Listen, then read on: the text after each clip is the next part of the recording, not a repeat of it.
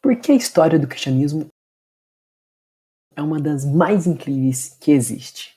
Olá, seja muito bem-vindo. Eu sou Pablo Barbosa, estou muito bem, espero que você também esteja ótimo. Eu sou aluno de Direito, sou pesquisador de História do Cristianismo e apaixonado por filosofia e teologia. Nós vamos falar hoje as 3 razões de por que a história do cristianismo é uma das mais incríveis que existe. Razão número 1. A Igreja Católica construiu a civilização ocidental. Justamente, construiu nos nossos costumes, na nossa ciência, a nossa cultura, o nosso direito, as nossas artes, a arquitetura. Tudo isso se deve graças à Igreja Católica. Acredite você ou não. E aí que ao longo desse vídeo a gente vai ter a oportunidade de mostrar isso, beleza? Então vamos lá. Daí você deve estar me perguntando assim, mas como que a Igreja Católica construiu a civilização ocidental? Para poder te explicar isso, antes a gente vai ter que falar aí a respeito do início do cristianismo. Como que foi esse início? O cristianismo ele tem início com a pessoa de Jesus Cristo. Sim, Jesus Cristo veio, nasceu, ele amadureceu, ele ficou mais velho, ele pregou, ele foi assassinado, foi crucificado e ressuscitou. Depois ele deixou os seus discípulos, seus apóstolos. A pregação, então, o cristianismo começa lá na Palestina, lá em Jerusalém. E até lá mesmo já existia uma perseguição. Depois disso, Pedro e Paulo, eles vão rumo a Roma. Lógico que Paulo e Pedro também foram para outros lugares. Mas o cristianismo ele vai se propagando pelo mundo. Jesus disse para os apóstolos e discípulos deles, ó, galera, vocês têm que ir para todos os povos, evangelizar as pessoas, levem a boa nova. Então foi assim, os discípulos eles saem de Jerusalém e vão então para Roma. E chegando a Roma, então começa essa construção da civilização ocidental. Nossa, cedo assim? Mas como assim? Como que a igreja fez isso? A igreja construiu a civilização ocidental, e você vai ver depois ao longo da história que tudo que a igreja faz, ela faz por causa da sua influência. Então depois que a gente vê o que, poxa, a Igreja Católica, o cristianismo foi para Roma. Por quê, né? É um lugar muito grande, onde tinha muita gente. Acreditava-se ali, poxa, ali o centro do mundo, muita gente passando ali. Vamos para Roma, vamos evangelizar lá. Uma vez que estava lá, uma vez que o cristianismo estava em Roma, qual que foi essa influência? Né? Uma vez que o cristianismo chega ali, as pessoas começaram a ser convertidas. A pregação do evangelho foi efetiva. Então, com essa influência do cristianismo, com essa pregação, pessoas se convertendo, o que aconteceu? A gente tem a figura aí dos gladiadores, primeiramente. Né? Poxa, o que a Igreja Católica tem a ver com os gladiadores? Justamente, quando o cristianismo ganhou força dentro do Império, muitos costumes horríveis, como a luta até a morte dos gladiadores e o infanticídio, foram extirpados. Então, o que era a luta ali de gladiadores? Então, hoje você liga a tua televisão ali num programa, você quer assistir alguma coisa ali de entretenimento para ficar mais tranquilo, aí você procura um programa na TV, na internet, hoje tem canais aí, plataforma de streaming. E como que era o entretenimento daquela época, lá no Império Romano? A luta de gladiadores, pessoas lutando uma contra a outra, muitas vezes até a morte contra feras. Esse que era o entretenimento daquela época. Então chegou o cristianismo, a pessoa começou a ser evangelizado, aqueles costumes que Jesus pregou, a palavra de Jesus, a pessoa pensou, poxa, não pode ser assim. Nossa, isso são pessoas, seres humanos ali, não, isso tem de parar. Outra coisa interessante foram os infanticídios, né? Matar a criancinha ali, bem novinha mesmo. Essa foi então a contribuição do cristianismo aí dentro do Império Romano. Só que o Império Romano, ele vem a cair. Chegou o momento, então, que o Império Romano caiu. O que aconteceu? O Império Romano, a gente deu um pulo aqui, né? 472 nós estamos agora na queda do Império Romano. Eu falo, mas o que aconteceu esse tempo todo aí? A evangelização, os cristãos? Chegou o momento que o Império Romano, ele realmente parou de perseguir os cristãos, né? 313, com o Edito de Milão. Houve, então, a cessação da perseguição aí do Império. As pessoas, então, os cristãos puderam, então, ter sua fé aí tranquilamente. Só que isso não durou muito tempo, né? Porque o Império Romano caiu. Por que o Império Romano caiu? Você deve estar me perguntando aí. Porque eles se preocupavam muito mais com golpes de Estado do que se proteger dos bárbaros que batiam sua porta. Exatamente. O Império Romano estava em decadência. Uma decadência moral, uma decadência de administração. Então, por causa da sua fraqueza interna também, da sua decadência, com os bárbaros ali batendo na porta, muitos historiadores aí acreditam, dizem, que o Império Romano caiu de podre. Então, por causa desses problemas, a queda em 472 do Império Romano. Sem sombra de dúvidas, como a gente pode ver, o Império Romano cai na mão dos bárbaros. Sim, a gente costuma ver aí que não eram. Ó, o pessoal fala assim, caiu nos bárbaros. Mas quem que eram esses bárbaros, né? Eram muitos povos. Visigodos, ostrogodos, alamanos, suevos, muitos povos, né? Atacando o Império Romano ali de vários lados, de vários jeitos, né? De vários pontos diferentes. E assim o Império Romano cai, então. E aí, o que aconteceu então depois da queda do Império Romano? Onde que a igreja vai se colocar com isso aí? Poxa, e aí, caiu? Caiu, mas e aí? Vamos lá então com a frase do Dr. Thomas Woods. Após a queda do Império Romano, a Europa Ocidental se transformou em uma colcha de retalho de reinos bárbaros. Como eu falei para vocês, então foi se formando ali vários reinozinhos, vários lugares ali de luta, de guerra, né? Formou um pequeno grupo aqui de um tipo de bárbaro aqui, outro tipo ali. E aí, quando você não tem um império grande, forte, para dar paz, para centralizar tudo isso, era uma bagunça. Então você tinha uma Roma organizada, Império Romano Ocidental, que caiu, com a sua estrutura, com a sua organização, e aí cai. E aí? Então aí você tem uma bagunça, um monte de gente lutando, um monte de pequenos reinos bárbaros, fazendo com que aquilo ali que era organizado, que era coeso, agora virou vários pequenos povos, vários pequenos lugares lutando ali pelos despojos daquilo que o Império Bárbaro deixou. Então uma verdadeira bagunça ali, onde era o Império Romano, depois da sua queda. E aí que entra um grande problema, né? Os bárbaros não queriam saber de cultura, de educação. Os bárbaros não queriam saber de preservar a cultura e tinham um homicídio como uma das mais nobres das suas ocupações, como relata o Dr. Christopher Dawson. É isso aí. Então o que acontece? Você está tendo ali o Império Romano, o avanço, essas coisas estão evoluindo, né? Você tinha um direito romano ali muito forte. Lógico que tinha essa decadência, problemas de ordem até sexual, problemas administrativos, sim, vários problemas. Porém, ainda era o Império Romano, né? A gente não pode esquecer aqui da inteligência daquele povo, daquilo que eles estavam fazendo. E aí chegam os bárbaros agora. Acabou essa organização, acabou essa disciplina, né? Acabou aquela força que o Império Romano colocava ali e organizar os povos. Acabou isso. Quem chegou agora? Chegou um povo assim, bárbaro. Não estava nem com a cultura, não se importava, eles não entendia disso. Não tem porquê. Então vão ali guerreando, lutando. E pra você ter uma noção do nível desse pessoal, né, que era importante para eles, o homicídio, né, é uma prática muito importante para eles. E aí que entra a grande importância da Igreja Católica. Como é que foi então a importância da Igreja Católica?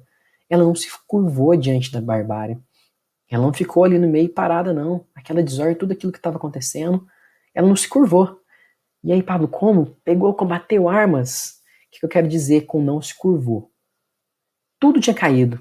A organização tinha caído, mas existia uma organização que não caiu. A Igreja Católica já estava muito bem sólida, já tinha os seus padres, bispos, já tinha a figura do Papa muito forte, então ela não se curvou diante dessa desordem, ela permaneceu.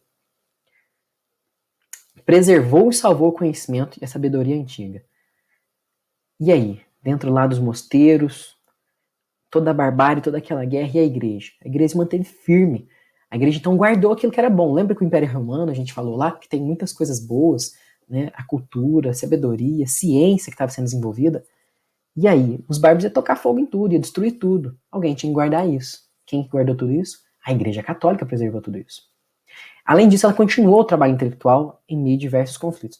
Imagina você agora, vamos guardar tudo que é de bom, que foi produzido cientificamente, tudo que foi melhorado até agora, que vamos guardar, certo? Mas a igreja não fez só isso. Em meio a muita morte, muita luta, o que a igreja fez? A igreja continuou continuou o trabalho intelectual, continuou, não só preservou, mas continuou, deu vida, deu energia a esse trabalho aí. Aquilo que estava acontecendo no Império Romano não parou, porque a igreja preservou e também deu continuidade a esse trabalho. A Igreja Católica, à custa do sangue de muitos cristãos, preservou os conhecimentos antigos. É isso aí. Os monges, os padres, os religiosos, os católicos, foi com o sangue deles que eles preservavam. Né? Quantos lugares religiosos que foram invadidos aí.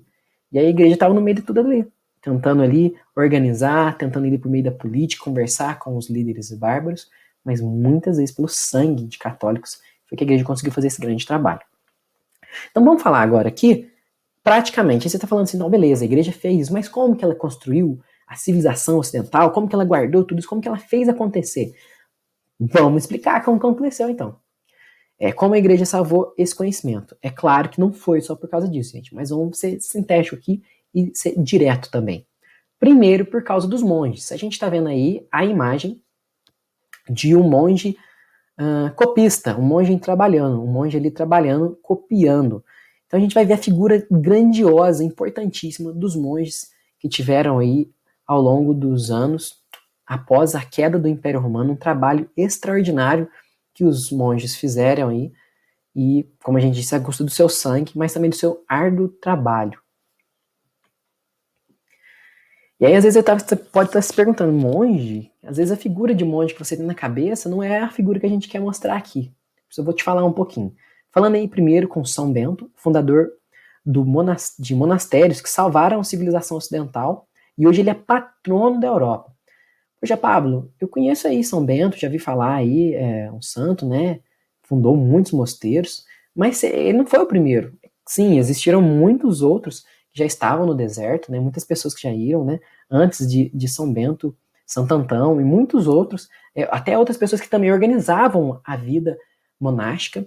Porém, São Bento foi muito grandioso, né? Ele é um homem muito grande, a sua estatura intelectual, o seu trabalho foi muito grande, então por isso que a gente parte do ponto para falar aqui de São Bento, que organizou esse povo, que eram os mosteiros, os monges. Vamos falar então. Eles saíam, né? Pegavam sua vida, vamos entregar nossa vida para Deus. Vamos para o deserto, vamos para um lugar afastado. Eles vão fundar um lugar para a gente morar, né, vamos pedir, vamos ganhar terra, cada um ali da sua característica. E desse jeito, vamos servir a Deus aqui, vamos rezar, vamos trabalhar. Então São Bento fez uma regra muito incrível, uma regra maravilhosa aí, que essa regra foi copiada, foi estudada por muitas outras pessoas e fundaram muitos monastérios aí graças a São Bento e a sua regra. Então São Bento aí, patrono da Europa, muito grande nesse trabalho aí de salvar a civilização, de construir a civilização ocidental. Por meio dos seus monges e monastérios espalhados por toda a Europa, a igreja teve a missão de evangelizar os povos bárbaros. A gente tá falando ali, né? Os povos bárbaros, que aconteceu, chegaram ali. E aí, o que nós vamos fazer com esse povo agora? A igreja viu, não, vamos evangelizar, vamos levar Jesus para eles. São pessoas, vamos levar a palavra de Deus para eles. E foi por isso que a igreja levou, então, por volta de 600 anos para converter e conquistar o coração dos povos bárbaros e formar, então, a cristandade. Então, dando um salto na história. Estamos falando aqui de terror, de guerra, de luta, de queda. Então, falo para vocês, a igreja conseguiu. Ao longo aí, depois de mais de 600 anos, alcança, então, na Idade Média, a cristandade. O povo ali convertido, temente a Deus. Então a igreja conseguiu fazer o papel dela de evangelizar todos aqueles povos que estavam ali, bárbaros e todos os espólios ali que ficaram do Império Romano. Falando agora especificamente, né, explicando, os monges fizeram muitos trabalhos. Eu vou falar um pouquinho aqui de cada trabalho que os monges fizeram. Os monges copistas. Os monges copistas, eles tiveram muita importância para salvar e perpetuar os estudos que a humanidade já tinha alcançado até o momento. Você fala, Pablo, mas monge copista é meio sugestivo, né? O que o monge copista fazia? Ele pegava um trabalho, né? Ele pegava um livro famoso, importante, né, dos filósofos antigos, por exemplo, matemáticos, e para aquele conhecimento não se perder, o que ele fazia? Copiava. Aí você está falando, Pablo, copiar, mas coisa mais simples copiar. Meu amigo, mas não é bem assim. Naquela época não tinha caneta que a gente tem hoje, tinha papel fácil. A escrita, além de tudo, era uma escrita muito desenhada, uma escrita muito trabalhada, demorada de se fazer, não era algo fácil. Portanto, era um trabalho que era muito demorado e era um trabalho, então, que os monges dedicavam ali seu tempo para poder salvar a cultura, tudo aquilo que tinha de avanço posterior a eles, copiando. Então aí o grande trabalho, muitas obras importantíssimas que a gente tem hoje de grandes filósofos gregos por causa dos monges copistas, não é? Outra contribuição dos monges, né? Ao lado de cada monastério foi construída uma escola. A gente começa aqui outra contribuição dos monastérios. O pessoal lá, os monges, como eu falei, retirados, e via toda aquela população de bárbaros, aquela população que estava ali. Então, os monges não ficavam só copiando, não, faziam muitas outras coisas. Uma delas foi a fundação de escolas, educação gratuita. E a gente coloca aqui, inclusive, para os filhos dos bárbaros, justamente. O que acontecia? Chegava lá, os bárbaros, estavam no monastério, os monges, o que nós vamos fazer com esse povo? Vamos evangelizar. Mas como é que você evangeliza? Primeiro tem que dar educação. A igreja acreditou sempre nisso, a igreja católica acreditou nisso. Para evangelizar, a gente precisa levar a educação. Então daí vão fundar então essas escolas para educar esse povo. E nessas escolas era levado o conhecimento intelectual, né, necessários para o dia a dia, necessários para a pessoa ter essa base intelectual, mas também já ensinando os valores cristãos. Lembra como que era o valor dos bárbaros? Matar uma coisa bonita, honrosa, né, toda a cultura ali dos povos bárbaros. Não, vamos colocar aqui os valores cristãos, do respeito, dignidade, né, que Deus é o nosso Pai e que a outra pessoa é templo do Espírito Santo. Então, esses valores tão importantes que o cristianismo tem foram assim, ensinados pelas escolas. Aí você fala assim, hoje a gente vê, né, um novo programa, educação para todos. Educação para todos já era uma coisa que a igreja pensava aí, ó, lá no século V, século VI, né, talvez até antes, né, essa ideia da igreja de educação é a ideia que surge com Jesus e de ensinar. Então, desde com Jesus já tinha essa ideia de educação para todos. A diferença é que não era obrigatória, mas já tinha essa visão importante da educação. A gente dá outro salto no tempo agora para a gente poder falar das universidades, né? Na Idade Média, as catedrais ganharam então as suas irmãs universidades. É claro que a gente vê que acontece.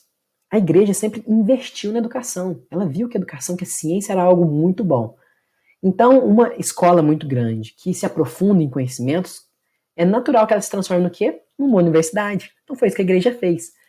Pela força de o pedido, né, do Papa, de grandes bispos, uma vontade da igreja. Então, assim, as universidades foram nascendo para o povo, para contribuição intelectual, vamos buscar a verdade. Onde está a verdade? Então vamos ciência, vamos descobrir. Aí então a primeira universidade católica, a Universidade de Bolonha, na Itália, no ano de 1158. Além disso, a gente tem que falar aí também. Até o ano de 1440, a Igreja Católica já estava contando com 55 universidades espalhadas pela Europa, né? Uns exemplos bacanas aí, Oxford, Cambridge, Bolonha, Salamanca e Sabedoria. Então você vê aí, a escola, a igreja vai lá, a escola, mais tarde universidades, isso tudo é construção da civilização ocidental. Isso tudo é um trabalho intelectual da igreja, dando educação para o povo, incentivando no trabalho aí educacional, e é assim que você constrói, assim que você civiliza um povo, né? Sai da barbárie e vem para a civilização. Que jeito? Educação. Então é o grande trabalho dos monges, o grande trabalho da igreja, né? Mas não para por aí. Outra contribuição muito grande aí foi a agronomia e a agricultura. Os monges foram responsáveis por salvar a agronomia no mundo durante 1500 anos. Pablo, é você que está dizendo isso, não é o Pablo que está falando isso, é o Dr. Henry Goodell, né, um sujeito brilhante aí, responsável aí, por grandes trabalhos no campo da agronomia e da agricultura. Ora et labora, que significa rezar e trabalhar. Justamente, o que acontece? Os monges eles não ficavam só lá rezando, trabalhando, copiando a educação. Tinham seu tempo livre e o dedicavam para produção. O dedicavam ali para cultivar a terra. Que também é um jeito da ciência, de colocar a ciência ali à prática, né? Vamos testar, vamos experimentar qual que é o melhor jeito, como que a gente pode fazer isso aqui fluir da melhor maneira. Então, os monges tinham um grande trabalho na agronomia e na agricultura. Eles eram famosos porque transformaram aí, né, desertos em plantações e pântanos em terras férteis. Ainda a respeito do Dr. Henry Goodell, ele diz aí que os monges eram responsáveis por pegar aí lugares de deserto, né, A gente estava falando lá como que os monges eles ganhavam. Ganhavam um terreno ali, a pessoa falava, ó, tudo bem, pode pegar aqui para vocês ir lá, rezar, construir o monastério, só que é pântano. Lá é deserto, lá é difícil. Tudo bem. Então os monges com seu trabalho, com suas próprias mãos, e lá drenaram vários pântanos, né, fizeram com que deserto se transformassem em plantações.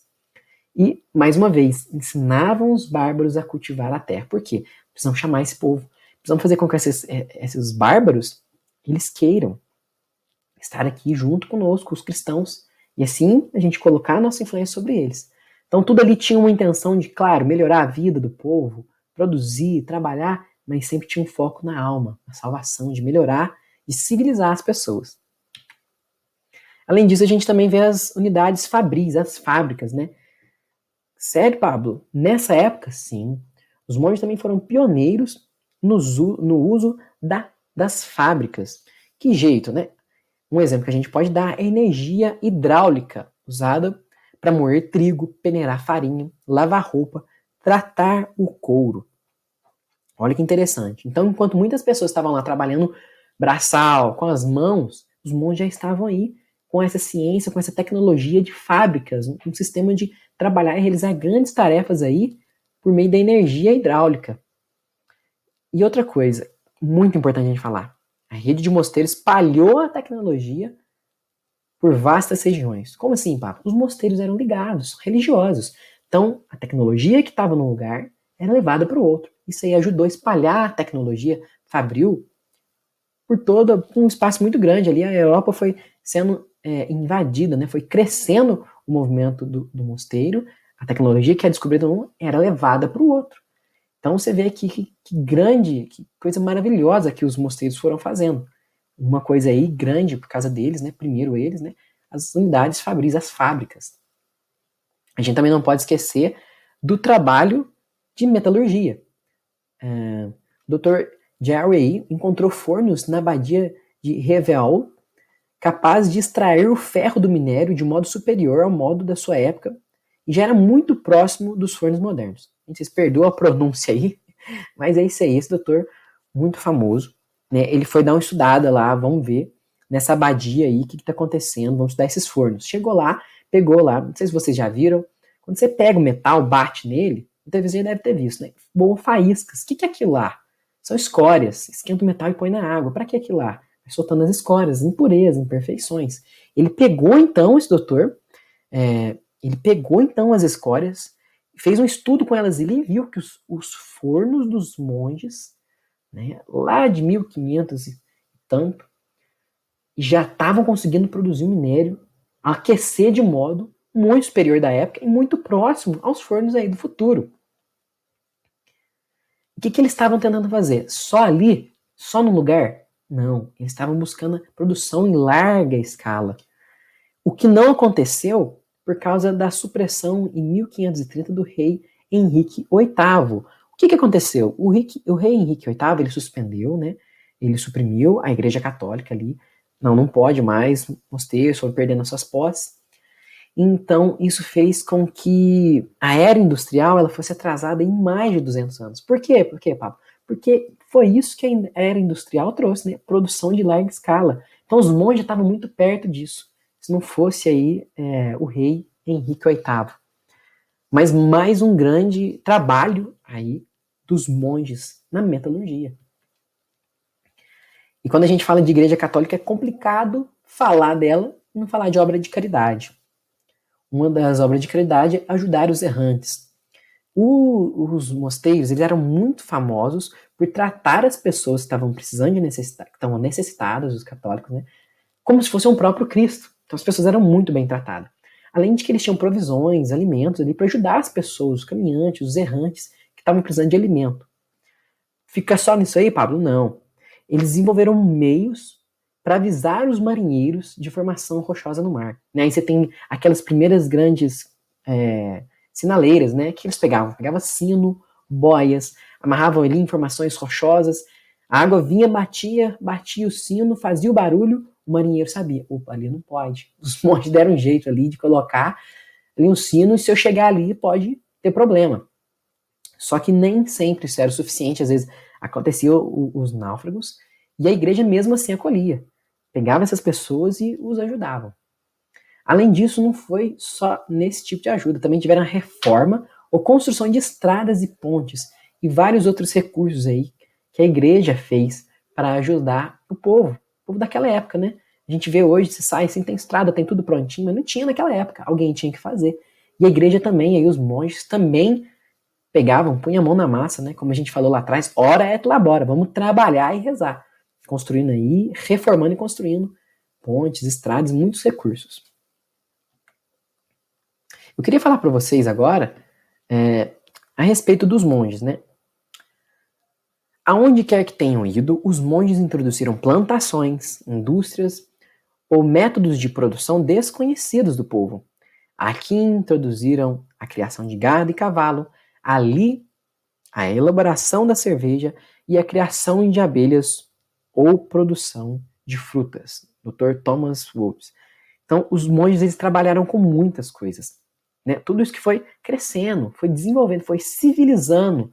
Nós devemos muito à Igreja Católica aí, por meio aqui, a gente está pegando especialmente dos monges, né? E não é o Pablo que está falando, é o Dr. Thomas Woods, né? Grande historiador. E tem mais ainda, galera. É difícil encontrar algum grupo em algum lugar do mundo cuja contribuição foi tão variada, tão significativa e tão indispensável como aquelas dos monges da Igreja Católica no Ocidente durante um tempo de perturbações e desespero generalizado. Então o que a gente pensa aí? Poxa, Pablo, tanta coisa boa, tanta coisa bacana que os monges fizeram, a agronomia, a cultura, né, domesticar os animais, começar ali trabalhos de fábrica, metalurgia, tanta coisa. E não era no clima tranquilo. Era um meio ali de guerra, como a gente falou, uma coxa de retalho, cada um puxando pro seu lado, cada um numa briga. Então foi no meio de tudo isso que a Igreja Católica, por meio dos monges, produziu tanto, fez tanta coisa boa. Né? Em meio a tanta coisa difícil, é difícil encontrar um grupo que fez tanta coisa, que foi tão significativo. Realmente, os monges são demais. E aí, foi só isso? Não, tiveram os valores cristãos. Civilizar aquele povo, mostrar para eles, ensinar eles como o melhor método de se viver, com respeito, aqueles valores que vêm do Evangelho de Jesus Cristo. Sem falar aí do avanço da tecnologia, que ia se espalhando, os mosteiros todos ligados, então uma coisa que era descoberta ia sendo levada, então isso foi alastrando, foi crescendo. E guardavam o conhecimento antigo. Mais uma vez um monge copista aí. Que bonito, né? Então, guardaram, muitas vezes a custo de sangue, desenvolveram, melhoraram e espalharam. Essa é a figura aí dos monges que foram tão grandes na construção da civilização ocidental, né? Tudo que nós temos hoje, essa organização, veja bem, graças a esse esforço desses homens católicos que deram seu sangue, deram sua vida para civilizar, para sair da barbárie e trazer ali para um estado organizado, um estado de respeito. Né? É lógico que não é como hoje, não, as coisas vão melhorando. Mas se não fosse essa força, essa hierarquia, organização da igreja, como que estaria hoje, né? Vale a reflexão. Mas foi só isso? Sem sombra de dúvida que não, tem mais razão. Vamos falar aí da nossa segunda razão. A contribuição da Igreja Católica para a ciência. E aí, né? Você já deve ter ouvido isso aqui, né? Ciência e fé combinam? É claro que combinam quando o assunto é a fé cristã. Eu não tenho sombra de dúvida. Você já viu aí que a igreja aí, escolas, universidades, mas vai além. Não fica parado só nisso aí, não. Vamos falar hoje, eu queria falar para vocês aí de 3 sujeitos importantíssimos a título de curiosidade, exemplificando o que eu estou falando. Georges Lemaitre descobriu a teoria do Big Bang, né? Físico famosíssimo. Quem que era ele? Padre católico. Louis Pasteur, pai da microbiologia, católico.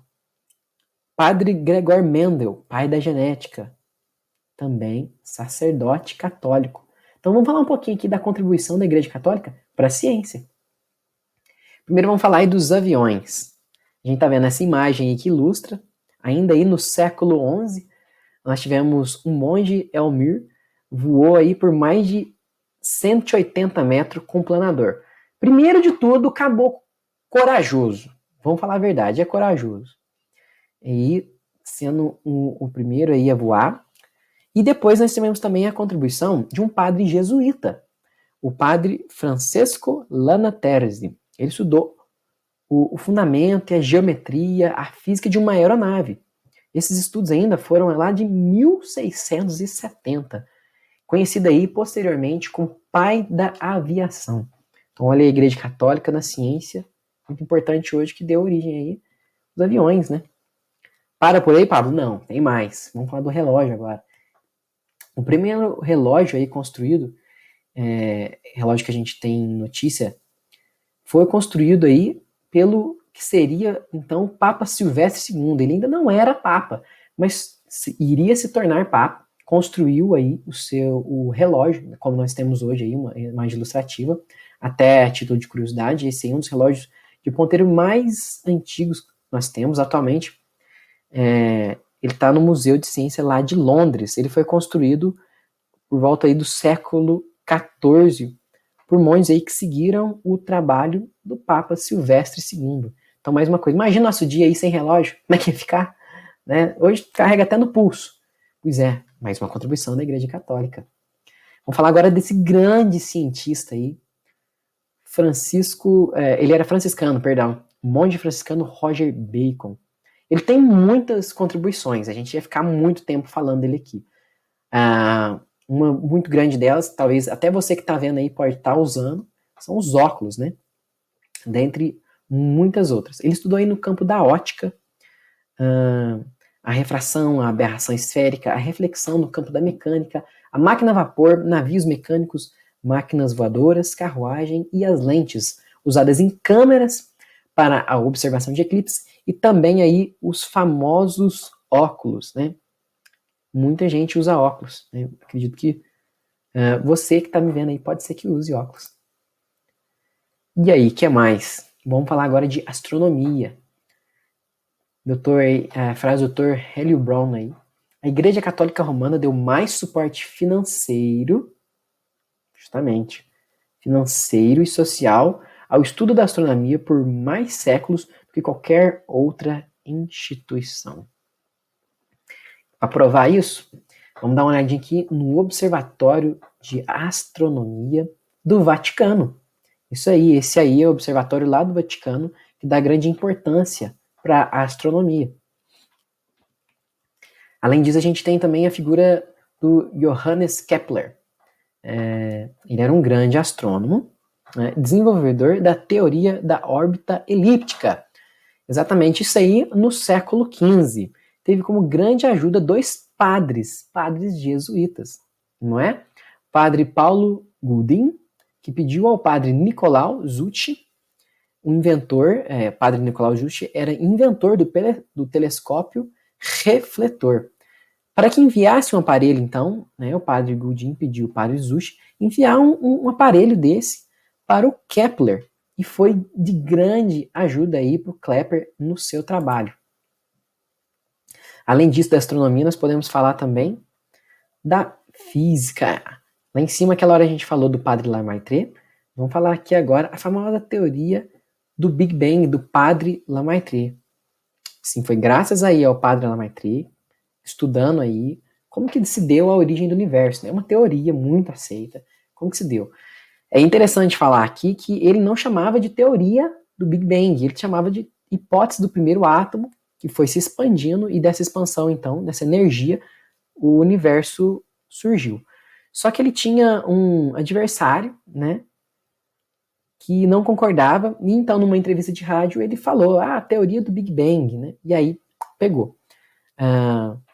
A teoria do padre Lemaitre foi confirmada em 1964 por alguns pesquisadores, que, estudando a radiação de fundo, é uma radiação que comprovava a radiação deixada pela explosão primordial.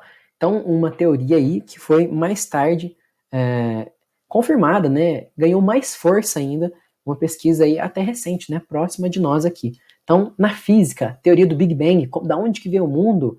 Católico acha que o mundo é assim como está na Bíblia, ao pé da letra. Não, a gente sabe que as coisas não são bem assim. Católico não, cristão não precisa ler a Bíblia ao pé da letra. A gente tem que saber que Deus criou o mundo. Na teoria, questionar, vamos estudar. Deus fez, é ciência, conta pra gente. cientista católico nos ajudou com isso aí, teoria do Big Bang. Vamos falar de outro colosso, de outro sujeito grande aí, um cientista católico, o gênio e a fé de Louis Pasteur, o pai da microbiologia. Como que se deu isso aí, o pai da microbiologia? O que a gente tem para falar dele? Uma história muito bonita, muito bacana. Louis Pasteur, um dia aí com seus 70 anos, pegando o trem para ir embora, enquanto lia a sua Bíblia, ele foi parado por um jovem.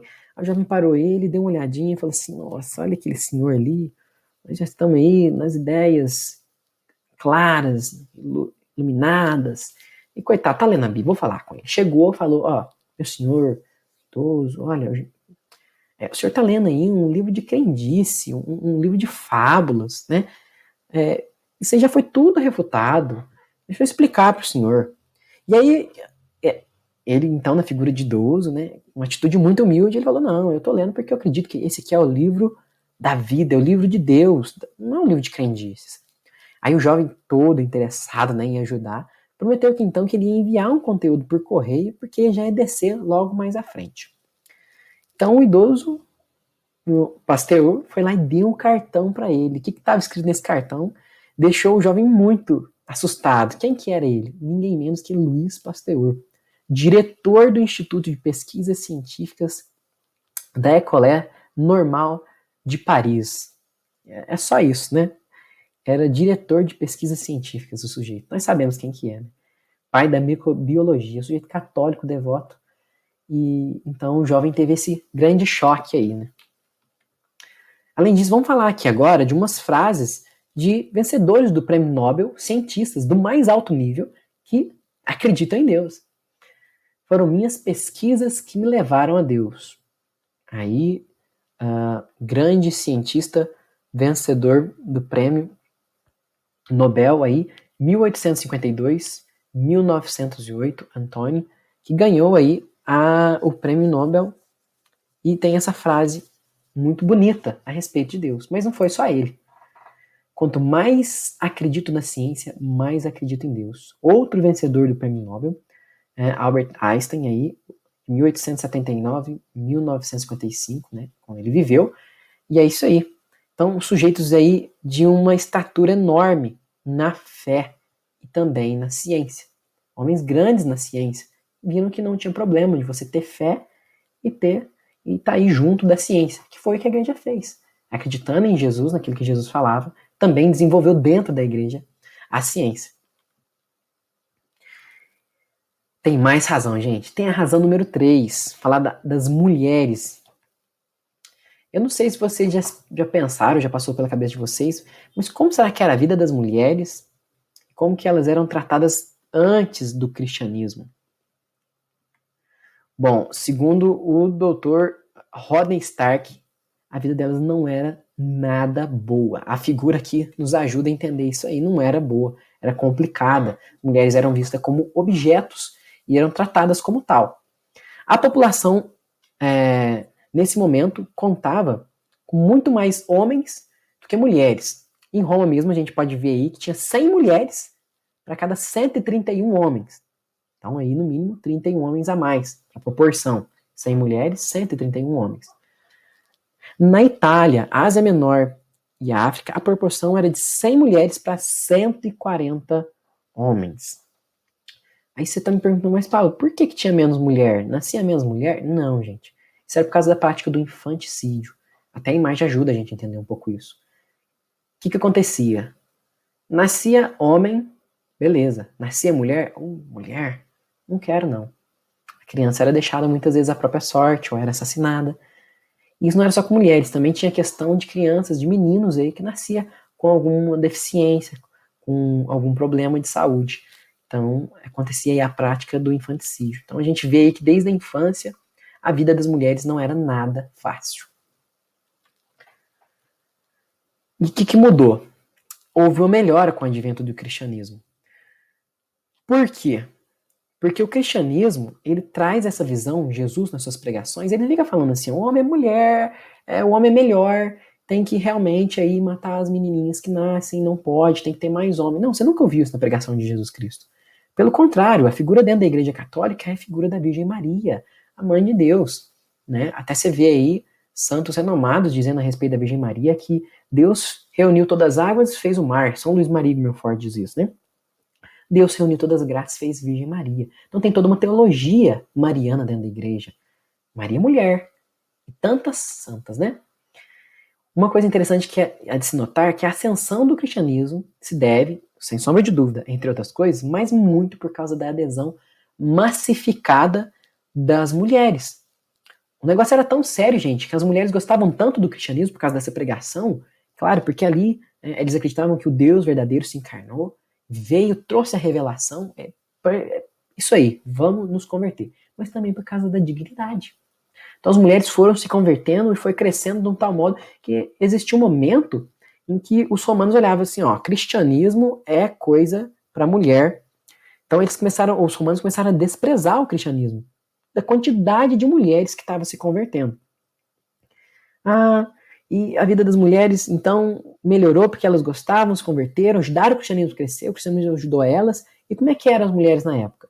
A gente tinha um problema na época de promiscuidade muito grande. E era tão grande que as autoridades romanas tentaram até diminuir por meio de lei, o que simplesmente não mudou nada. Porque muitas vezes a lei, ela não muda o que está no coração, né? O que está no coração precisa mudar de outro jeito. Então, foi isso aí. Outra coisa importante. Todos são filhos de Deus e templos do Espírito Santo. Logo, as mulheres não são inferiores aos homens. Essa é a teologia, essa é a doutrina de Cristo, da Igreja Católica. É por isso que as mulheres iam se convertendo. É interessante notar que até hoje, né? Como que a gente tem grandes mulheres religiosas até hoje, e tivemos ao longo da história uma história muito bonita das mulheres da religião. Muitas mulheres ali ligadas à religião, né? A instituição do casamento. Então, como que se deu de fato? Como que a igreja, ela elevou as mulheres? Qual que foi o ato ali? Casamento. Poxa, Pablo, por quê? Promiscuidade, gente. Tava falando que agora muita vida desregrada ali, libertinagem, sexualidade. Então, casamento. Casar, o homem e a mulher junto, a figura do casamento, os dois em igualdade, né? O homem com suas funções, a mulher com suas funções, diferentes, mas dignidade igual, casados juntos. Né? Uma coisa importante disso aí, os atos íntimos só poderiam ser só feitos juntos, exclusivamente entre marido e mulher. Cresce promiscuidade, cresce tratar a mulher igual objeto. Tem que ser homem e mulher, debaixo da bênção de Deus. Então isso aí deu um respiro, um alívio aí para a vida das mulheres, né? Muitas vezes ali objeto sexual não, é marido e mulher, com dignidade, com respeito, com amor. E a pregação contra a infidelidade. O homem pode trair? O homem pode. Culturas aí como podia ter até mais mulheres. E a mulher? Não, mulher não. Né? Voltando aqui, referindo à cultura ali de Jesus, na época de Jesus, o que acontecia com as mulheres naquela época, né? A gente vê Maria, o que acontecia? Apedrejamento. Pois é. E o que Jesus falava? Infidelidade é errado tanto para o homem quanto a mulher. E o que você fez na cabeça do povo? Igual. Ficou igual. A mulher e o homem. Ninguém pode trair. Nenhum dos dois pode trair. Então, com atos concretos aí, com a pregação da Igreja Católica, instituindo coisas para ajudar as mulheres. Com certeza aí, nessa visão de filho de Deus, que foi muito bom para as mulheres, para ajudar a melhorar a vida delas. Como podemos ver, as mulheres não eram valorizadas, sem sombra de dúvidas, né? Eram tratadas como objetos nas mãos dos homens de culturas pagãs. Porém, essa história mudou graças ao cristianismo. Né? Essa visão de filho de Deus, essa visão de, olha, a mulher é preciosa, tem alma, tanto quanto o homem. Não pode tratar de qualquer jeito. Mas aí você pode estar perguntando, né? E na Idade Média, como que foi a vida das mulheres? Então a gente tem aqui, vamos começar aqui falando dela, né? Essa imagem aí é de Santa Idelgarda, doutora da igreja, é um título sim, muito seleto, existem pouquíssimos doutores da igreja, né? Doutoras e doutores da igreja, salvo engano, em 35 doutores da igreja. Então, uma santa da Idade Média, do século XI, o que ela era? Uma monjinha? Não, ela era abadesa. Vocês têm noção? As abadias naquela época controlavam e eram responsáveis por grandes lugares. Então, às vezes, cidades, muita gente vivendo ali. Quem que organizava, quem que mandava naquela região? A abadesa. Podia ter o abade, mas também tinha a abadesa. Então, mulheres grandes aí, E é uma santa que teve muitos trabalhos aí na área de trabalho intelectual. Foi uma grande mulher, Santa Hildegarda, sem sombra de dúvidas. Era abadesa. Então vamos ver aí essa frase interessante. As mulheres encontraram proteção nos ensinamentos da igreja, escreve o filósofo Robert Phillips. E foi-lhes permitido formar comunidades religiosas dotadas de governo próprio. A mulher é objeto. Como é que é na igreja? Ela tem governabilidade, governo próprio delas. Algo inusitado em qualquer cultura do mundo antigo. Basta repassar o catálogo dos santos repleto de mulheres, sem sombra de dúvida, né? Fácil você lembra de várias santas aí. Santa Cecília, citamos aqui o exemplo de Santa Hildegarda, repleto de várias mulheres. Em que lugar no mundo, a não ser no catolicismo, as mulheres podiam dirigir suas próprias escolas, conventos, colégios, hospitais e orfanatos? Não se tem notícia. Tantas mulheres, com tanto poder, com tantas funções, tanta autonomia, não se tem notícia, mas não tem, a gente não tem. Aí, como diz o filósofo Robert Spencer, então, as mulheres na Idade Média tratadas mal, papai. Não, gente, a gente tem aqui, ó, as mulheres no seio da igreja, debaixo do báculo ali do Papa, as mulheres tinham possibilidade de galgar, de crescer, até mesmo tornar aí, ó, abadês e ser responsável por grandes regiões. Termina aí? Não. A gente fala aqui agora, eu gostaria de falar de Santa Helena de Constantinopla. Poxa, Pablo, mas Constantino, Santa Helena não é mãe de Constantino lá do Império Romano, Edito de Milão, 313? Sim. Porém, eu queria falar dela, porque ela era católica, ela se converteu.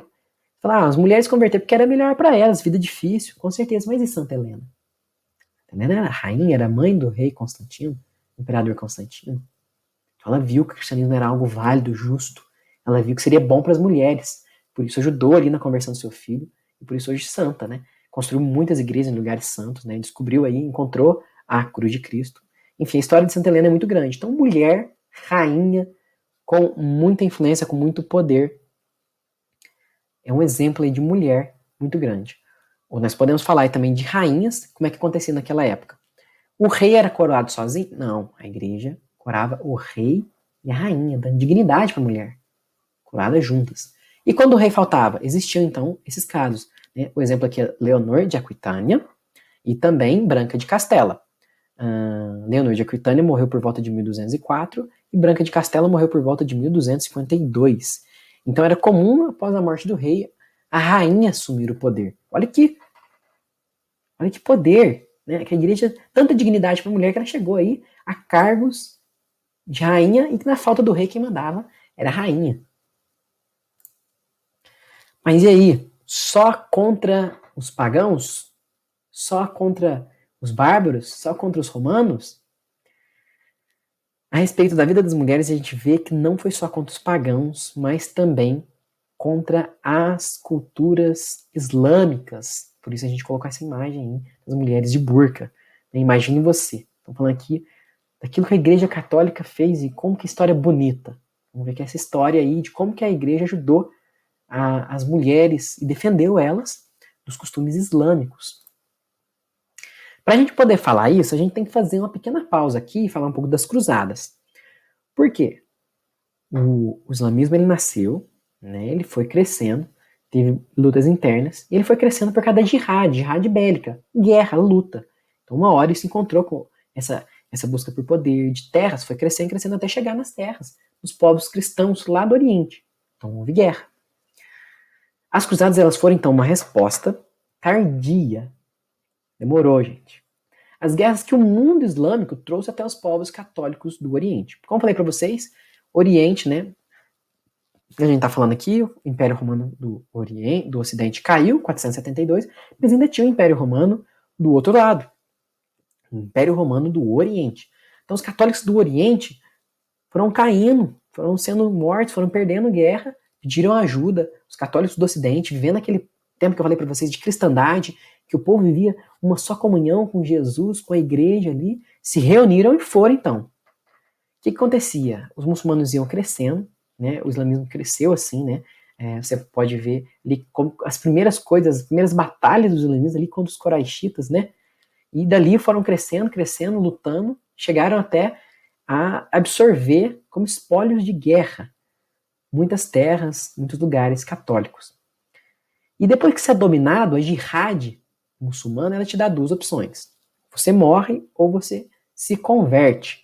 Pablo, mas eu já ouvi falar que eles dominavam povos e deixavam as pessoas daquela região ser católico e outras coisas. Sim, mas como que funciona isso aí?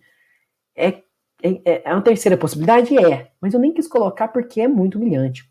É tanto imposto, é tanta humilhação, é tanta perseguição, que aí você nem quer. Passando rápido aqui um exemplo de motivação dos cristãos do Oriente, existia um jovem católico, e aí um dia um muçulmano que perseguia muito os cristãos, vendo lá nas terras do Oriente, esse jovem muito fiel a Deus, muito temente a Deus, um dia ele se colocou e tomou sobre ele um ato que um muçulmano fez. O que esse muçulmano fez? Ele pegou cachorros mortos, animais mortos, espalhou por todos os lugares de culto dos muçulmanos e jogou a culpa nos cristãos. O que esse jovem fez? Ele falou assim, gente, não fui eu, mas vou tomar a culpa porque os muçulmanos estão falando que vão matar todos os cristãos da cidade ao fio da espada. Então antes que morra eu do que todos nós. Foi lá, disse aos muçulmanos que era ele. O garoto então foi pego e foi morto. Essa história chegou aos cristãos do Ocidente. Nossa, nossas igrejas estão sendo vilipendiadas, o sagrado está sendo profanado. Imagine você o que é sagrado para você sendo destruído. Né? Imagine você uma igreja sendo tomada, sendo destruída. Então foi nessa atitude. Os católicos foram responder, foram salvar aquilo que era sagrado para eles. E tantas histórias de humilhação, tantas e tantas histórias tristes estavam acontecendo. Então os católicos ali foram defender aquilo que estava sendo perdido. Voltando a falar das mulheres agora, então a gente vê que para proteger o sagrado, proteger terra, sim, mas também para proteger as mulheres dessa cultura. E aqui a gente quer pegar, para falar para vocês, eu quero falar o relato da irmã Nazareth Daniels. Qual que é o relato dela? A irmã Nazareth Daniels, ela está hoje no Paquistão, e vou dizer aqui para vocês. As mulheres, segundo a irmã Nazareth Daniels, aprendem desde cedo que os homens têm direito de bater nelas e se consideram como objetos. Lembra alguma coisa de Roma? Objeto? Pois é. São consideradas como objeto. Se o marido lhes dá de beber, bebem. Do contrário, morrem de sede. A irmã Nazareth Daniels, ela trabalha lá em Faisalabad,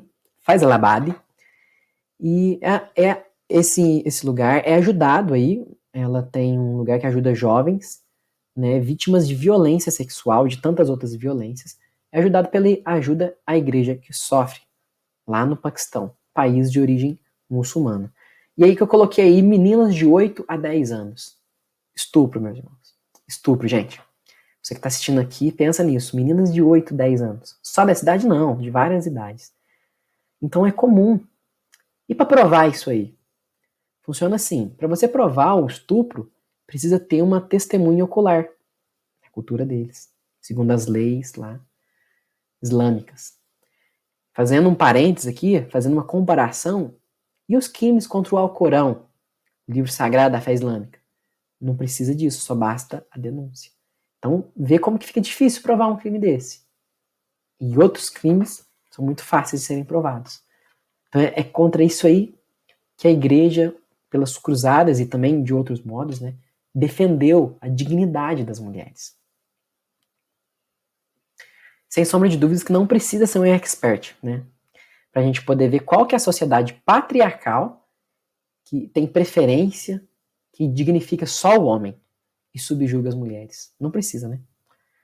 Então, a gente vê que quanto mais a sociedade se afasta desses valores cristãos, da dignidade, do amor, do cuidado com o mais fraco, do doente, do pobre, da mulher, eles sofrem. Então, afastou da civilização, do cristianismo, dos valores morais católicos, quem vai sofrer? Os fracos, os doentes, os pobres, as mulheres. Então essa luta da igreja, armada, cruzadas e tantas outras, foi por causa disso, foi pelo pobre, foi pelo fraco, pelo doente, pelas mulheres. Vamos fazer aqui agora um cenário imaginário. Vamos pensar um minutinho como que seria aí o mundo sem a Igreja Católica. A gente viu que a Igreja Católica construiu civilização, educação, bons costumes, moral. Ah, pá, não tinha costume? Tinha costume de homicídio, tinha costume de matar criança. Então vamos fazer um exercício. E como que seria? Como seria nosso mundo hoje sem influência da Igreja Católica? As nossas escolas, educação. A gente viu lá com o rei Henrique VIII, com a supressão da Igreja Católica, atrasou o processo lá, né, de alta performance, de grandes coisas, de um trabalho ali de 200 anos. Imagina sem as escolas. Imagina sem o trabalho da Igreja Católica. Como que a gente estaria aí hoje? E como que seria um mundo pagão ou islâmico? Eu fico imaginando você hoje. Muitas vezes a gente fala, cruzadas, teve erro. Acerto é lógico, a cruzada é uma história grande, né? Houve cruzadas, a cruzada ela teve uma história bonita, porém existem problemas no meio dela. A gente vai ter a oportunidade de ver sobre isso. Mas e os benefícios da cruzada? Tirando um monte de mentira que é contada. Imagina você gostaria hoje, tá vendo como muçulmano, a sua mãe, a sua irmã, a sua esposa, a namorada andando de burca, sofrendo, podendo sofrer como a gente viu o relato da irmã Nazaré Daniels naquelas meninas? Difícil, né? Sem a Igreja Católica, talvez nós poderíamos estar no mundo islâmico hoje. E aí, e um mundo sem asilo? Coitado dos idosos, sem creches, coitado das crianças, sem orfanatos e os órfãos. Onde estariam, né? Sem escolas, sem universidades, sem hospitais. Quão grande é a contribuição da Igreja Católica? A instituição caritativa com mais caridade do mundo, a Igreja Católica. Muitas pessoas iriam sofrer. Muitas pessoas. Sem sombra de dúvida, então, a gente entende que estamos em saldo devedor com o cristianismo. Em vez de perseguir, em vez de contar mentira, em vez de falar abobrinha, seria, na verdade, mais justo, mais honesto da nossa parte, a gente valorizar, né? A defesa, aí a influência católica no mundo inteiro se espalhou pela Europa, navegações pelo mundo, né? Lutou contra esses costumes islâmicos, nos deu tanta coisa boa, estamos realmente aí saldo devedor. Foi fácil tudo que eles fizeram? Não, a gente não pode esquecer que foi a custa de sangue. Muitos mártires para evangelizar novos povos, mártires perseguidos por serem cristãos, né? Levar a ciência, guardar o que era, às vezes, a ciência não é sagrado, mas é importante e vale. A igreja, acho que é justo a gente lutar por isso. Então, realmente, a igreja, grande colosso. Fontes das nossas pesquisas, né? No Pablito não tirou aí da cabeça dele, muito estudo, muita leitura. Então, as nossas fontes. E é isso aí, então. Você gostou? Achou interessante? Legal. Faz o seguinte, vai lá nas nossas redes sociais, porque lá você vai encontrar mais conteúdos como esse que você está vendo aqui.